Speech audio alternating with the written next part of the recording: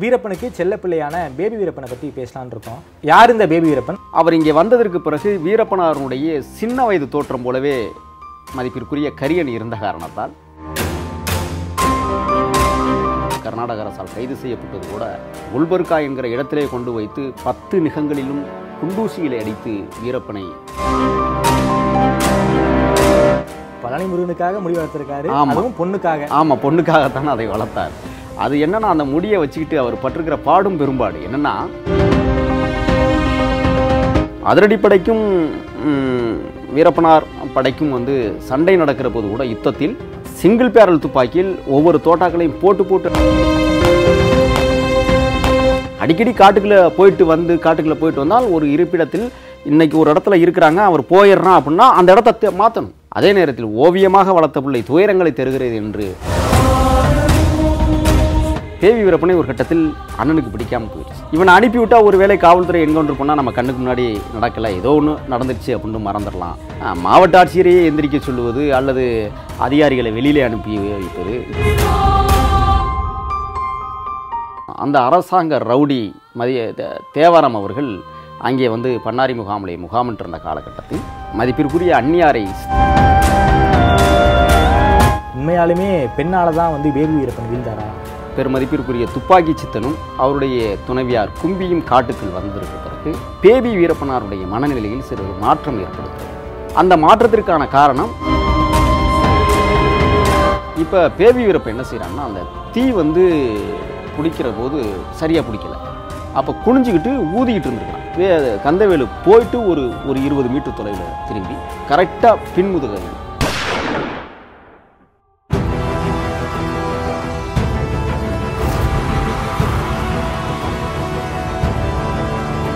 தமிழின் நம்பர் 1 அரசியல் யூடியூப் சேனலான ஆதன் தமிழியர்களுக்கு அன்பு வணக்கம். மெய்ப்பொருள் காண்பதறிவு நிகழ்ச்சியில் நம்மோடு இணைவதற்காக திரு முகில் அவர்கள் நம்மோடு இணைந்துள்ளார். வணக்கம் திரு முகில் சார். வணக்கம். நலமா இருக்கீங்களா? நலமாக இருக்கேன். வீரப்பன் அவர்கள் கூட பல்வேறு காலகட்டங்களில் பல பேர் பயணிச்சிருக்காங்க. எல்லாரை பற்றியும் நாம் பேச போகிறோம். வீரப்பனுக்கு செல்லப்பிள்ளையான பேபி வீரப்பனை பற்றி பேசலான்னு இருக்கோம். யார் இந்த பேபி வீரப்பன்? அவருடைய பின்னையை பற்றி கொஞ்சம் சொல்லுங்களேன். பேபி வீரப்பன் என்பவர் கர்நாடக தமிழக எல்லை பகுதியில் அமைந்திருக்கிற ஒரு நல்லூர் என்கிற கிராமத்தை சார்ந்த ஒரு பெரியவர், மதிப்பிற்குரியவர். வீரப்பனாருடைய தூரத்து உறவுக்காரர். அவருடைய உண்மையான பெயர் கரியன்.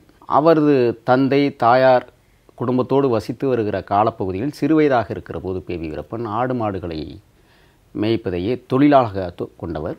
அதோடு மட்டுமல்ல, அவர்களுடைய குடும்பம் மிகவும் வறுமையில் வாடிய காலகட்டம் அது. அந்த காலகட்டத்தில் மதிப்பிற்குரிய வீரப்பனார் அவர்கள் அந்த பகுதியிலே முகாமிட்டு சில வேலைகளை செய்து கொண்டிருக்கிற அந்த காலப்பகுதியில்தான் பேபி வீரப்பனை அவன் மாடு மேய்க்க வந்த இடத்தில் சந்திக்கிற ஒரு நிகழ்வு நடந்திருக்கிறது. அந்த நிகழ்வை தனது தந்தையாரிடம் போய் கூறுகிறார். அப்பா, நான் இன்று மாமாவை பார்த்தேன். சொல்லப்போனால் வீரப்பனுக்கு மாமா முறை. ஆமாம், மாமா முறை. யாரப்பா அது என்று கேட்டிருக்கிறார். உடனே சொல்லியிருக்கிறான் வீரப்பன் என்று சொல்லியிருக்கிறான். பிறகு அந்த உறவு எப்படி தொடங்குகிறது, அதிலிருந்து தான் வீரப்பன் அப்படிங்கிற அவர்களுக்கான உறவு தொடங்குது. அந்த குடும்பத்தினர் அனைவருமே பெரியவரை சந்திக்கிறாங்க. சந்தித்து சில விடயங்களை பதிவு பண்ணுறாங்க. அந்த காலகட்டம் என்பது என்னென்னா, கர்நாடக அதிரடிப்படை பல அட்டூழியங்களை செய்து கொண்டிருந்த நேரம். குறிப்பாக மாதேஸ்வரன் மலை முகாம் என்கிற அந்த சித்திரவதை முகாமிலே ஆங்கிலத்தில் சொல்லப்போனால் ஒர்க் ஷாப் என்று சொல்லுவார்கள் அதை. அந்த சித்திரவதை முகாமில் தான் பல நூற்றுக்கணக்கான தமிழர்களை அடைத்து வைத்து சொல்லனா துயரங்களுக்கு ஆட்படுத்திய அந்த காலப்பகுதியில்தான் பேபி வீரப்பனாருடைய சித்தப்பா, அவருடைய பெயரை எனக்கு ஞாபகம் இல்லை, விரைவில் இந்த பேபி வீரப்பனை பற்றியான முழு தகவல்களை நாம் அறிகிற போது நிச்சயமாக அதெல்லாம் நாம் இந்த தமிழ் இனத்திற்கு அடையாளப்படுத்துகிற இடத்தில் நாம் நின்று கொண்டிருக்கிறோம். அப்படி அந்த சித்தப்பாவை கர்நாடக அதிரடிப்படை கூட்டிகிட்டு போய் அந்த சித்திரவதை முகாமிலே அடைத்து வைத்து சொல்லனா துயரங்களை உட்படுத்தி அவர் படுகொலை செய்யப்படுகிறார். அது கரியன் என்கிற பேபி வீரப்பனுடைய அப்பாவிற்கு மிகுந்த மன வருத்தமும் கோபமும் அடைகிற சூழல். தன் தம்பியை இழந்து நிற்கிறோமே என்கிற ஒரு சூழல். இருந்தாலும் அதிரடிப்படை சும்மா விடவில்லை. பேபி வீரப்பனாருடைய அப்பாவை அழைத்து கொண்டு அதே மாதேஸ்வரம் மலை சித்திரவதை முகாமிலே கிட்டத்தட்ட 18 நாட்கள் அடைத்து வைத்து கொடுமைப்படுத்தியதாக நான் கேள்விப்பட்டிருக்கிறேன். சொல்லனா துயரங்களை ஆட்படுத்தியிருக்கிறார்கள். குறிப்பாக நான் கைது செய்யப்பட்ட போது கூட, கர்நாடக அரசால் கைது செய்யப்பட்டது கூட, குல்பர்கா என்கிற இடத்திலே கொண்டு வைத்து 10 நிகங்களிலும் குண்டூசியிலே அடித்து வீரப்பனை காட்டிக்கொடு என்று என்னிடத்திலே வதை செய்தார்கள். மிக கொடுமையான சித்திரவதை. அதைவிட இன்னொரு கொடுமை இருக்கிறது. சிறுநீரகத்திலே மின்சாரம் பாய்ச்சி கொடுமைப்படுத்துகிற அனுபவங்களெல்லாம் நானும் அனுபவித்திருக்கிறேன். ஆகையால் அதை வைத்து நான் சொல்லுகிறேன், சொல்லனா துயரங்களை அவர்கள் உருவாக்குகிற போது தந்தையார் கோபம் அடைந்துதான் பேவி வீரப்பனும் வீரப்பனை அடிக்கடி சந்தித்து போகிற நிகழ்வு நடந்த காரணத்தால், எங்களுக்கு நேர்ந்த கொடுமைகளும் துயரங்களும் உனக்கு நேர்ந்து விடக்கூடாது, நீ உனது மாமாவிடமே போய் சேர்ந்து விடு என்று தந்தையார் சொன்னதற்கு பிறகு கரியன் என்கிற பேவி வீரப்பனார் அவர்களுடைய இணைந்து விடுகிறார். அப்பாவுக்காகவும் சித்தப்பாவுக்காகவும் பழி வாங்குறதுக்காக வீரப்பன் கூட போய் சேர்றாரு. நிச்சயமா. கரியன்கிறவர் எப்படி பேபி வீரப்பனா மாறுறாரு? அதாவது பேபி வீரப்பன் பொதுவாகவே மாமா என்கிற பற்றுதலோடு போய் இணைகிறார். அது மட்டுமல்ல, நிறைய பேர் அங்கே சொல்லுகிற சொல்லாடல் என்ன, வீரப்பனாரிடம் இருந்தால் நிறைய சம்பாதித்து விடலாம் என்கிற ஒரு சொல்லாடல். அந்த ஆசையிலும் தன் வறுமையை போக்குவதற்கான ஒரு சூழலிலும் பேபி வீரப்பன் வீரப்பனார் கூட இணைய வேண்டிய ஒரு கட்டாய சூழல் ஏற்படுகிறது. அதற்கு பிறகு அவர் இங்கே வந்ததற்கு பிறகு வீரப்பனாருடைய சின்ன வயது தோற்றம் போலவே மதிப்பிற்குரிய கரியன் இருந்த காரணத்தால் அவரை பேபி என்று தான் மதிப்பிற்குரிய பெரியவர்கள் அழைப்பார்கள். பேபி என்று தான் முதலில் அழைக்க தொடங்கியிருக்கிறார்கள். அதற்கு பிறகு பேபி என்று தான் கடைசி வரை ஒரு பேபி என்று தான் அழைப்பாரே ஒழிய வீரப்பன் என்று அழைத்ததாக அவர் என்னிடம் சொல்லவே இல்லை. பேபின் தான் கூப்பிடுவார். ஆமாம், பேபின் தான் கூப்பிடுவார். அதற்கு பிறகு காலங்கள் கடந்ததற்கு பிறகு, அதாவது பேபி வீரப்பன் ஒரு பெரிய ஆளுமை திறமை அல்லது போர் திறமை வாய்ந்த நபராக அங்கே இல்லை. ஒற்றைக்குழல் துப்பாக்கி தான் அவரிடம் கொடுத்து வைத்திருந்தார்கள். ஒற்றைக்குழல் துப்பாக்கியில் தான் அவன் பயிற்சி பெற்றதாக சொன்னார்கள். ஒற்றைக்குழல் துப்பாக்கி தான் இறுதி வரை அவன் கையிலே இருந்தது. ஆனால் மிகுந்த சமையல்காரர், நன்கு சமைக்கக்கூடிய, ஒரு அருமையான சமைக்கக்கூடிய பக்குவம் வாய்ந்த ஒரு விடயத்தை மதிப்பிற்குரிய அந்த கரியன் அவர்கள் அங்கே கற்றுக்கொண்டிருக்கிறார்கள். தேர்ந்த சமையல்காரர். வீரப்பனுக்கு அவருடைய சமையல் தான் பிடிக்கும். ஆமாம், நிச்சயமாக. நல்ல கைதேர்ந்த இன்னொன்று என்னென்னா, அந்த பொறுப்பு உணர்வு.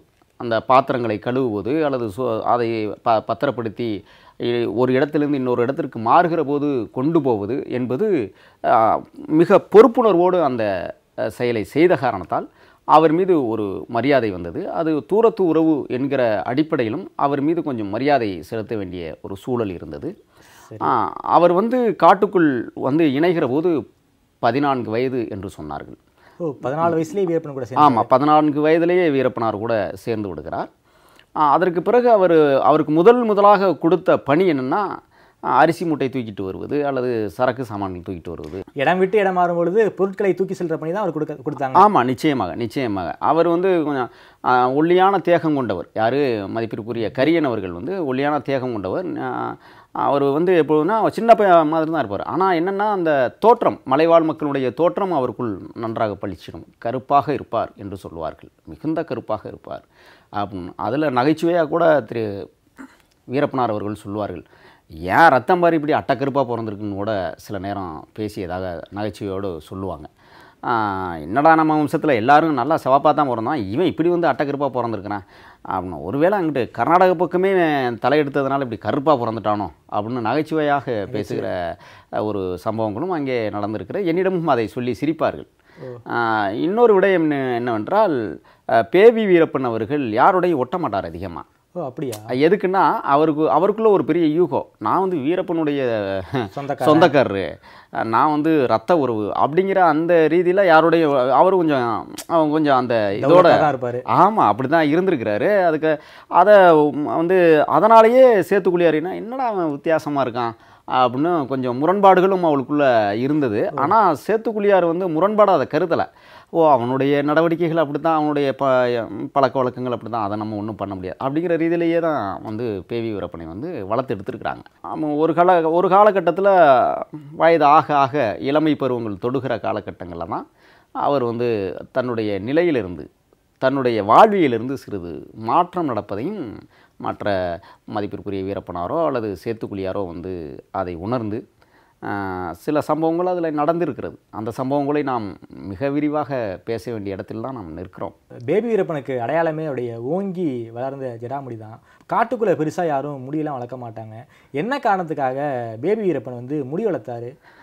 சுவாரஸ்யமான சம்பவம் இருக்கு அதில். ஆமாம், அது முதல்ல என்னென்னா, கரியன் அவர்கள் எப்போதுமே நகைச்சுவை உணர்வோடு கூடிய நடவடிக்கைகளை மேற்கொள்ளக்கூடிய ஒரு நபர். வேடிக்கையான நகைச்சுவை உணர்வோடு வளர்ந்த ஒரு மனிதர் தான். அதாவது அவருடைய பேச்சே சிரிக்கிறது மாதிரி தான் இருக்குன்னு சொல்லுவாங்க. அவருடைய பேச்சே வந்து மற்றவங்க பேச தொடங்கினாவே சிரிக்க ஆரம்பிச்சிருவாங்களாம். அப்படி ஒன்று. அவர் முடி வளர்த்த கதை பெரிய கதை. அதாவது முடி வளர்த்த கதை என்பது ஒரு மனிதனை தேடப்படுகிற குற்றவாளியாக, அரசாங்கத்தால் தேடப்படுகிற குற்றவாளியாக கருதப்பட்ட கரியன் என்கிற பேபி வீரப்பண்ணன் வந்து என்ன செய்கிறாருன்னா முடி வளர்க்குறாரு. அவர் காட்டுக்குள்ளே வரும்போது முடி இல்லை, காட்டுக்குள்ளே வந்ததுக்கு பிறகு தான் முடி வளர்க்குறாரு. அது சடை விழுந்துருது. அது எதுக்கு என்ன அப்படின்னா, குறிப்பாக நான் சொல்லணும், கந்தவேலுன்னு சொல்லிட்டு ஈரட்டி, அதாவது தாமரைக்கரையிலேருந்து ஒரு 6-7 கல் தொலைவில் இருக்கிற ஈரட்டி என்கிற ஊரை சேர்ந்தவர் கந்தவேலு. அவர் பின்னால் வந்து காவல்துறைக்கு கையாளாக மாறிய வரலாறுகள் நடந்ததுண்டு. அவரை பற்றியான பதிவுகள் பிறகு பார்க்கலாம். அவருக்கு வந்து ஒரு 3 குழந்தைங்க, பெண் குழந்தைகள். அவர் குடும்பம் சற்று வறுமையில் வாடிய காரணத்தால் இன்னொன்று என்ன, அவர் வந்து வீரப்பனோடு நெருங்கிய தொடர்புக்கு வருகிறார். மதிப்பிற்குரியவரிடம் தொடர்பு வைத்திருந்தால் நிச்சயமாக நம்மளுக்கு பணங்காசுகள் நிறைய கிடைக்கும் என்று கருதிய காரணத்தால் கந்தவேலு வந்து இந்த வீரப்பனார் கூட இணைந்தார்.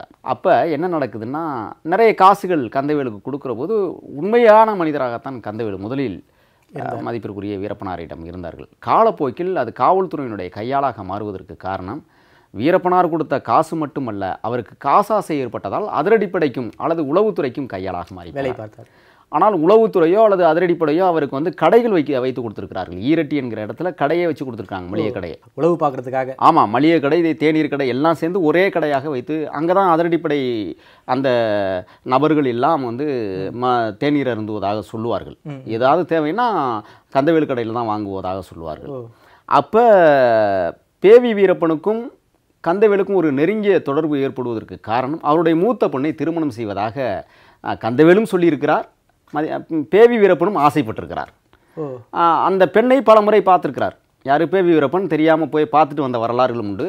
கந்தவேலு ஈரட்டி பள்ளம், ஈரட்டி பகுதிகளில் வந்து வீரப்பனார் அணி முகாமிட்டிருக்கிற காலகட்டத்தில் கூட கந்தவேலு அங்கே போய் சந்தித்து அரிசி பத்தியம் கொடுத்து வந்ததாக சொல்லுவார்கள்.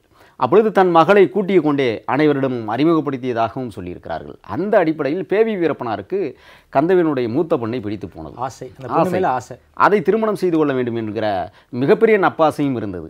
ஆகையால் இந்த பெண்ணை எனக்கு திருமணம் செய்து கொடுக்கும் வரை நான் பழனி முருகன் கோயிலுக்கு நான் நேர்த்திக்கடன் இருந்துக்கிறேன் அப்படின்னு சொல்லி வளர்க்கப்பட்ட முடிதான் அந்த ஜடாமுடி. பழனி முருகனுக்காக முடி வளர்த்துருக்காரு. அதுவும் பொண்ணுக்காக. ஆமாம், பொண்ணுக்காகத்தான் அதை வளர்த்தார். அது என்னன்னா, அந்த முடியை வச்சுக்கிட்டு அவர் பட்டிருக்கிற பாடும் பெரும்பாடு என்னென்னா, பொதுவாகவே காடுகளில் நடைமயனமாக நடந்து கொண்டு இருக்கிற போது இந்த உளிமுள் செடிகள் நிறைய என்று பதிவுகளில் நாம் பதிவிட்டிருக்கிறோம். அந்த உளிமுள் செடிகள் அந்த சடையை இழுக்கிற போது அவர் பெரிய மூட்டையை பின்னால் தூக்கி கொண்டு வருகிற போது இந்த செடி கொடிகள் எல்லாம் அந்த முடியை பயங்கரமாக தொந்தரவு பண்ணியிருக்கு. அதுக்காகவே என்ன செய்வார்னா, துணியை போட்டு மேலே அந்த தலையில் போட்டு கட்டி அப்படியே பண்ணி சடையை கீழே இறக்கி விட்டுருவார். அப்படித்தான் நடந்து போயிருக்கிறார். அப்போ அது பெரிய தொந்தரவாக தான் இருந்திருக்கு. ஆனால் தன் எடுத்துக்கொண்ட நோக்கத்தில் சரியாக கடைசி வரை நான் பழனி முருகன் கோயிலுக்கு போகாமல் நான் வரமாட்டேன் அப்படிங்கிறதுல ரொம்ப தெளிவாக இருந்த மனிதர் தான் பேவி வீரப்பன். அப்படி தான் அவர் சடை வளர்த்தார். சந்தனக்காடு தொடரில் நீங்கள் வந்து ஒரு உதவி இயக்குனராக பணிபுரிஞ்சிருக்கீங்க. அந்த சந்தனக்காடு தொடர் முழுக்கவே வந்து பேபி வீரப்பனை வந்து ஒரு நகைச்சுவை பாத்திரமாக தான் காட்டியிருப்பாங்க. உண்மையாலுமே பேபி வீரப்பன் வந்து ஒரு வேடிக்கையான மனிதர் தானா? நிச்சயமாக. அப்படியே ஒரு சம்பவத்தை குறிப்பிடலாம். அது சந்தனக்காடிலே பதிவு செய்யப்படவில்லை. ஒரு முறை பேவி வீரப்பன் அவர்கள் வேட்டைக்கு போயிருக்கிறார். சும்மா சாதாரண வேட்டைக்கு போகிற போது ஒரு பெரிய மரத்தில், தேக்கு மரத்தில் தேன் கட்டியிருந்திருக்கு. அந்த தேனை வந்து கரடி மேலே ஏறி அதை எப்போதுமே கரடி ஃபூன்னு ஊதிட்டு தேனை அதுவே குடிச்சிடும். கரடிக்கு தேனா ரொம்ப பிடிக்கும். ஆமாம், ரொம்ப பிடிக்கும். அப்படி குடிச்சிக்கிட்டு இருக்கும்போது என்ன நடந்திருக்குன்னா, இவன் பார்த்துருக்கான். பார்த்தோன்னா மேலே கரடி. இவனுடைய சடையை பார்த்துட்டு அது சண்டைக்கு கிளம்பிடுச்சு. சண்டைக்கு கிளம்பி 2 பேருக்கும் தகராறு நடக்குது. இவன் துப்பாக்கியை தயார் நிலைப்படுத்தல, தோட்டா மாற்றல, அது இறங்கி இவனோட சண்டைக்கு வருது. கரடிக்கும் பேபி வீரப்பனுக்கும் சண்டை. அப்போ கரடியிடமிருந்து தப்பிச்சிடலாம், தோட்டாவை மாற்றுறதுக்கு முன்னாடி தன்னை அடிச்சிடணும்னு ஓடும் பொழுது ஒரு முள்ளில் அவன் தலைமுடி மாட்டிக்குது. மாட்டினா கிட்டத்தில் வந்துருச்சு. கிட்டத்தில் வந்தோடனே துப்பாக்கி கட்டையை திருப்பி வச்சு அந்த கரடியை அடிச்சே காலி பண்ணிடுறாரு. அப்படி ஒரு வல்லமை படைத்த ஒரு சிறந்த வேட்டைக்காரன் தான் அவன். அந்த அதான் கரடியை வந்து விரட்டின கதை அது ரொம்ப நகைச்சுவையாக சொல்லுவாங்க அந்த விடயத்தை. பேபி வீரப்பனுக்கு முக்கியமான பணிங்கிறது சமையல் பணின்னு நீங்கள் சொன்னீங்க. அவருடைய வேட்டை திறமை, போர் திறன்லாம் எப்படி இருக்கும்? வேட்டைக்கெல்லாம் கூப்பிட்டு போவாங்களா? பேபி வீரப்பன் என்பவர் பொதுவாகவே ஒற்றை குழல் துப்பாக்கி தான் பயன்படுத்தி சொன்னீங்க. அவர் என்ன செய்வார்னா அதிகபட்சம் யானையை சுடுவதாக சொல்லுவார்கள். குறிபார்த்து நன்கு சுடக்கூடியவர். அதே மாதிரி துப்பாக்கி அல்லாமல் பிடிக்கிற விலங்குகளை லாவகமாக பிடிக்கக்கூடிய ஒரு பக்குவத்தை அடைந்த மனிதர். குறிப்பாக இந்த மலை அணில், உடும்பு, முயல் இந்த மாதிரி தோட்டாக்களை பயன்படுத்தாமல் பிடிக்கிற பக்குவத்தை கொண்ட உயிரினங்களை பிடிப்பதிலே பேபி வீரப்பன் மிகச்சிறந்த ஒரு நபராகத்தான் விளங்கியிருக்கார். அவர் தான் போய் அந்த மாதிரி வேட்டைகளை ஆடிக்கொண்டு வருவார். சின்ன சின்ன வேட்டைகள். ஆமாம், சின்ன சின்ன வேட்டைகள். பெரிய வேட்டைகளுக்கு அவர் செல்வதில்லை. ஆமாம், சேத்துக்குழி தான் போவார். அவர் சேத்துக்குழியார் தான் போவாங்க. இவர் சின்ன வேட்டையை மட்டும் இவருக்கு தேவை அந்த சமையல் பண்ணிக்கிறதுனால இன்றைக்கி என்ன சமைக்கணும் அப்படிங்கிறதுல பேபி வீரப்பனார் முடிவு பண்ணி வந்து என்ன செய்வாங்கன்னா அதை போய் அவரே பிடிச்சி கொண்டுட்டு வந்துடுவார். அந்த மாதிரி தான். அதே மாதிரி போர் திறமை என்பது அதிரடிப்படைக்கும் வீரப்பனார் படைக்கும் வந்து சண்டை நடக்கிற போது கூட யுத்தத்தில் பேபி வீரப்பனுடைய பங்கும் அளப்பரியது தான். ஏன் என்றால் சிங்கிள் பேரல் துப்பாக்கியில் ஒவ்வொரு தோட்டாக்களையும் போட்டு போட்டு அடிக்கிறதுலே கொஞ்சம் வலுவாக இருந்தவர். சிங்கிள் பேரல்னா ஒரு துப்பாக்கி தான் அட் அ டைமில் ஒரே ஒரு குண்டை மட்டும் தான் போட்டு ஆமாம், போட்டு அடிக்க முடியும். அது யானை சுடுவதற்காக பயன்படுத்தப்படுகிற துப்பாக்கி. ஆனால் அதிலே வந்து வல்லமை படைத்தவராக பேவி வீரப்பன் இருந்திருக்கிறார். அதனால தான் ஒரு பெரிய நம்பிக்கைக்குரிய மனிதராக பெரியவரிடம் பேவி வீரப்பனார் வந்து இருக்க வேண்டிய கட்டாயம் தேவை ஏற்பட்டது. நான் ஆரம்பிக்கும் பொழுதே ஒரு வார்த்தை சொன்னேன், வீரப்பனுடைய செல்ல பிள்ளையாக தான் பேபி வீரப்பன் இருந்தார்னு. சில சம்பவங்கள்லாம் படிக்கும் பொழுது வந்து வீரப்பன் கூட பலமுறை முரண்பட்டு பேபி வீரப்பன் வெளியே போயிருக்காரு. என்னென்ன காரணத்துக்காகலாம் வீரப்பன் கூட முரண்பட்டிருக்காரு பேபி வீரப்பன்? அதாவது தூரத்து உறவு என்கிற முறையிலே தனது படையிலே சேர்ந்த பேவி வீரப்பனை பக்குவமாக நல்ல விதமாகத்தான் வளர்த்தெடுத்தார்கள். காலப்போக்கிலே அவர் பருவம் அடைந்ததற்கு பிறகு அவருடைய குணங்களில் மாற்றம் ஏற்படுகிற போது அதுவரை பெரியவர் அவர்கள் பேவி வீரப்பனை ரொம்ப செல்லமாகத்தான் வளர்த்து வந்திருக்கிறார்கள். ஒரு குறிப்பிட்ட வயதை கடந்தவுடன் அவர் என்ன செய்கிறார் என்றால் தன்னுடைய மனநிலையே அந்த இளமை பருவத்திலேயே எல்லோருக்கும் ஏற்படக்கூடிய அந்த பாலியல் உணர்வுகளின் அடிப்படையில் அவர் சில விடயங்களை எடுத்துக்கொள்கிறார். அந்த விடயங்கள் மதிப்பிற்குரிய பெரியவரிடம் பிடிக்கவில்லை. பலமுறை கண்டித்திருக்கிறார்கள், சொல்லியிருக்கிறார்கள். அதிலே அவர்கள் உடன்பாடு ஏற்படாத காரணத்தால் பலமுறை அந்த இயக்கத்திலிருந்தே பிரிந்து தனியாக போய் வந்த வரலாறுகளும் உண்டு. அவரால் படு தொல்லைகளை சந்தித்தவர்கள் பெருமதிப்பிற்குரிய வீரப்பனார் அவர்கள். அடிக்கடி காட்டுக்குள்ளே போயிட்டு வந்தால் ஒரு இருப்பிடத்தில் இன்றைக்கி ஒரு இடத்துல இருக்கிறாங்க, அவர் போயிடுறான் அப்படின்னா அந்த இடத்த மாற்றணும், மாற்றி வேறு இடத்துக்கு போகணும். ஏன்னா இல்லைன்னா அவன் எங்கேயாவது சிக்கி இங்கே எஸ்டிஎஃப்பையோ அல்லது அதிரடிப்படையோ அல்லது மற்ற யாராவது கூட்டிகிட்டு வந்தால் சிக்கல்னு சொல்லிட்டு இவனாலேயே பெரிய துயரங்களையும் அனுபவித்திருக்கிறார்கள். அதே நேரத்தில் ஓவியமாக வளர்த்த பிள்ளை துயரங்களை தருகிறது என்று பலமுறை கண்ணீர் விட்டு எழுதியிருக்கிறார்கள் என்று என்னிடத்திலே அதை பதிவு செய்திருக்கிறார்கள். கோவை கலெக்டர் ஆஃபீஸ்க்கு வீரப்பனுடைய அதிகாரப்பூர்வ தூதுவராக பேபி வீரப்பன் போயிருக்காரு. என்ன காரணத்துக்காக பேபி வீரப்பன் வந்து தூதுவராக போனார்? அந்த சம்பவத்தை எங்களுக்காக சொல்ல முடியுமா? அதாவது 1994 டிசம்பர் மாதங்களில் மதிப்பிற்குரிய மாவட்ட கண்காணிப்பாளர் சிதம்பரநாதன் வந்து காடுகளில் அழைத்து சென்றதற்கு பிறகு அரசுக்கு மதிப்பிற்குரிய வீரப்பனார் சில நெருக்கடிகளை ஒளிநாடாவின் மூலமாக கொடுத்ததின் பேரில் கோவை மாவட்ட ஆட்சியரை சந்திக்கிற பொறுப்பை பேவி வீரப்பனாரிடம் மதிப்பிற்குரிய அண்ணன் ஒப்படைக்கிறார்கள். ஏன் அவர்கிட்ட ஒப்படைக்கிறார்னா அதுவும் ஒரு நகைச்சுவையான விஷயம்தான். ஏனென்றால் அதற்கு முன்னாடி தான் தம்பி அர்ஜுனனை அவர் இழந்திருக்கிறார். விசாரணை என்கிற பெயரில் அந்த பாதுகாக்கப்பட்ட அதிரடிப்படையினுடைய வாகனத்திலே அழைத்து கொண்டு செல்லுகிற போது உயிர்நிலையை ஒரு போலீஸார் வந்து அர்ஜுனனுக்கு பிடித்து இழுத்ததாகவும் அது வழி தாங்க முடியாமல் என அலறுகிற போது உள்ளே சயனடை போட்டு கொன்றதாகவும் தான் அண்ணனிடம் சொன்னார்கள். அதிலிருந்து அவர் மீள முடியாத ஒரு காலச்சூழலில் தான் சிதம்பரநாதன் அந்த மாவட்ட கண்காணிப்பாளரை அழைத்து செல்ல வேண்டிய சூழல் அமைந்தது. அதற்கு நீதியும் கேட்டார்கள். என் தம்பி மரணத்திற்கு நீதி விசாரணை வேண்டும், சிபிஐ விசாரணை வேண்டும் என்று கேட்டார்கள். அப்பொழுது தூதுவராக பேவி வீரப்பனை அனுப்பியதற்கு காரணமே அதுவும் ஒரு நகைச்சுவை தான். ஏனென்றால் அந்த படையணிலே அதிக பேர் கிடையாதப்ப, அந்த காலகட்டங்களில் அதிக பேர் கிடையாது. அப்பொழுது இருந்தவர்கள் அப்போல்லாம் சந்திரன் கூட காட்டுக்குள் வல்லை. சந்திரன் வந்ததே மதிப்பிற்குரிய ஐஜியாக இருந்த காளிமுத்து காலங்களில்தான் சந்திரன் வந்து சிக்கரசம்பாளையத்திலிருந்து காட்டுக்குள் வருகிறார். அது பிறகு பார்க்கலாம் அது என்னவென்று.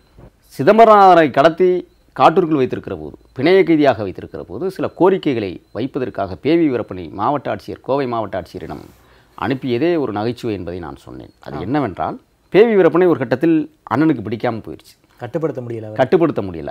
இவனை அனுப்பிவிட்டா ஒரு வேளை காவல்துறை என்கவுண்டர் பண்ணால் நம்ம கண்ணுக்கு முன்னாடி நடக்கலை, ஏதோ ஒன்று நடந்துருச்சு அப்படின்னு மறந்துடலாம் அப்படிங்கிற ஒரு எண்ண அடிப்படையிலையும் அங்கே ஆள் இல்லாத அடிப்படையிலையும் தான் வந்து அனுப்புனது. அர்ஜுனன் மாதிரி இவனையும் கொண்டுருவாங்க, அதனால் அனுப்பிச்சி வைப்போம் அப்படிங்கிற தைரியம் முடிவும் எடுத்து தான் பேவி வீரப்பனை வந்து மாவட்ட ஆட்சியரை சந்திக்க போக சொன்னது. ஆனால் அங்கே போனதுக்கு பிறகு வரட்டுத்தனமான ஒரு ஆளுமையை பேவி வீரப்பன் அவர்கள் அங்கே கையாண்டாங்க.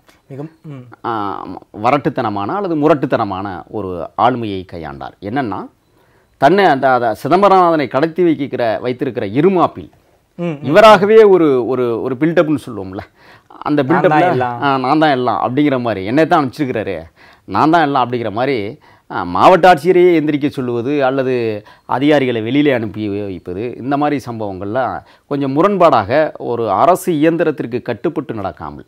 காட்டுக்குள்ளே இருந்ததுனால ஒரு அரசு இயந்திரம் எப்படி செயல்படும் எனக்கு தெரியாமல் தான் ஒரு படிப்பறிவும் இல்லை. அதனால கொஞ்சம் இது மோசம் சொல்லி பண்ண முடியாது. அது அவருக்கு தெரிந்த நிலையை அவர் கையாண்டிருக்கிறார்.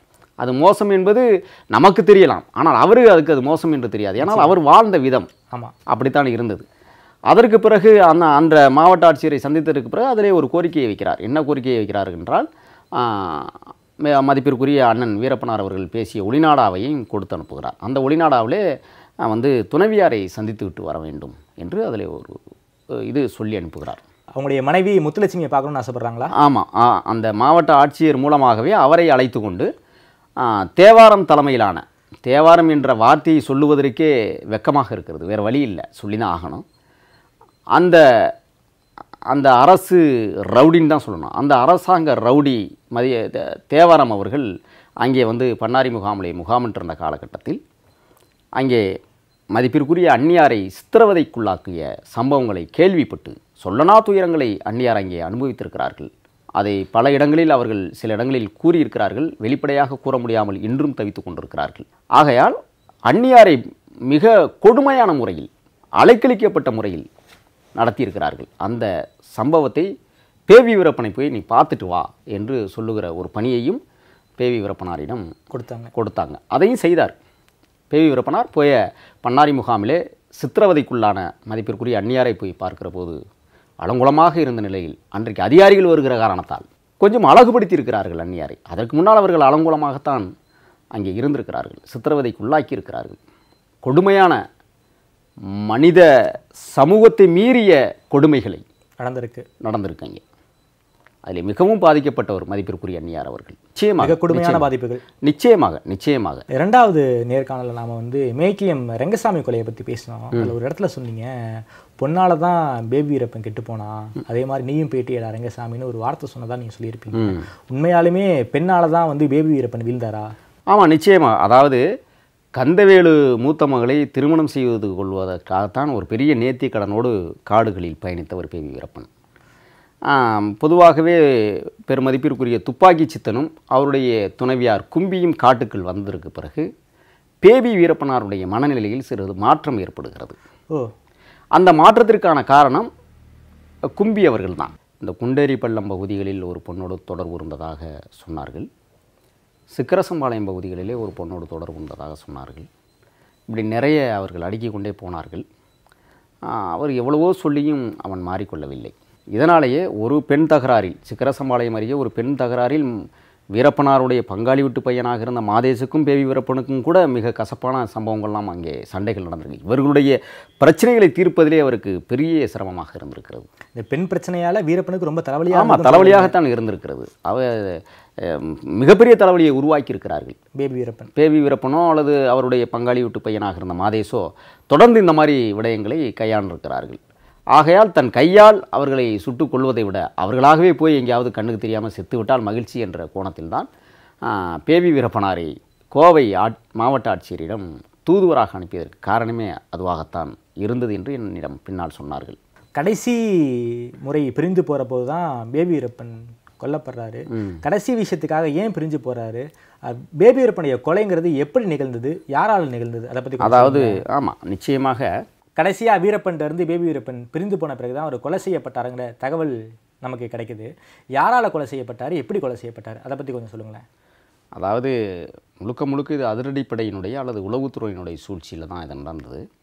கந்தவேலுவை வந்து ஈரட்டியில் அவருடைய அதாவது அதிரடிப்படையினுடைய கையாளாக அவரை மாற்றி விடுகிறார்கள். அந்த காலப்பகுதிகளில் என்ன நடந்ததென்றால் கந்தவேலுடன் ஒரு பெரிய அசைவு மண்டை கொடுத்து விடுகிறார்கள். பேபி வீரப்பனை எப்படியாவது வீரப்பனிடமிருந்து பிரித்து விடு, அதற்கு பிறகு நம்ம என்ன முடிவெடுக்கலாங்கிறத அதிரடிப்படை வியூகம் அமைத்து கொடுத்ததை கந்தவேலு அதை சரியாக செய்திருக்கிறார்.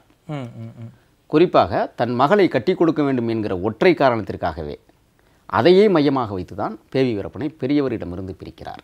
பேபி வீரப்பனுக்கு கல்யாணம் பண்ணி கொடுக்கணுங்கிற ஒரு ஆசையில். ஆனால் இன்னொரு சம்பவமும் அங்கே நடந்தது.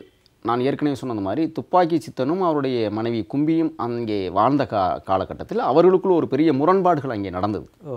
கும்பியால் நடந்திருக்கிறது, மிகப்பெரிய சண்டைகள் நடந்திருக்கிறது.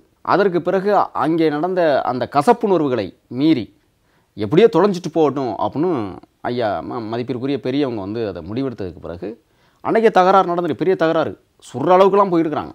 போகும்போது மனசு இல்லாமல் சொந்தக்காரன் அப்படிங்கிற ரீதியில் மன்னிச்சு, இங்கே பாரு இங்கே இருக்க வேணாம், நீ எங்கேயோ போய் பொழைச்சிக்கோ, உன் துப்பாக்கி ஒன்னோட அப்படின்னு சொல்லும்போது தான் மதிப்பிற்குரிய சின்னவங்க செஞ்சு கொடுத்த அந்த யானை தந்த அதெல்லாம் வந்து பேபி வீரப்பன் போட்டிருப்பான்.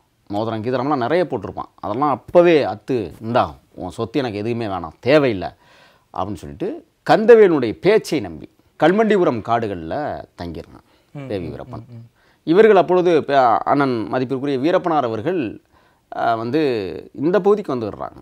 அந்தியூர் பகுதிகளில் மேலே தட்டக்கரை, தாமரைக்கரை, பெச்சிலிட்டி பகுதிகளில் தங்கியிருக்கிறாங்க. அது கந்தவேலு பகுதி, கந்தவேலுனுடைய ஊர் பகுதி. அது வீரப்பன் தங்கியிருக்கிற தங்கியிருக்கிற பகுதிகள்.